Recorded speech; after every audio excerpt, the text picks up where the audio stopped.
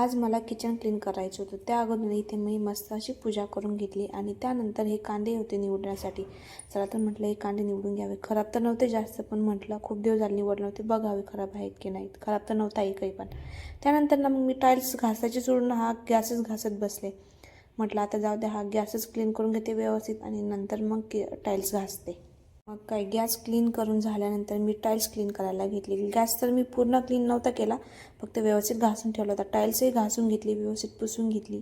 त्यानंतर ना मग किचन वाटा जास्तच खराब झालं होतं खाली, त्यानंतर त्यावर थोडंसं पाणी उठून व्यवस्थित क्लीन करून घेतलं. तर रात्र फांडले ते किचन क्लीन करून झालं आहे माझा.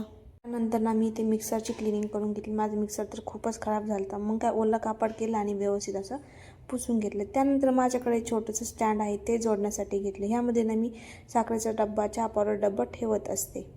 आणि हे स्टँड जोडताना नाही मला दोनदा जोडावं लागलं, कारण अगोदर मी जोडलं होतं पण ते उलटच जोडण्यात आलं होतं माझ्याकडनं. मग काय परत जोडत बसावं लागलं मला. चला तर फायनली जोडून झालं. त्यानंतर मग किचनवरती ठेवून दिलं. त्यानंतर म्हटलं आज टेबलही क्लीन करून घ्यावा.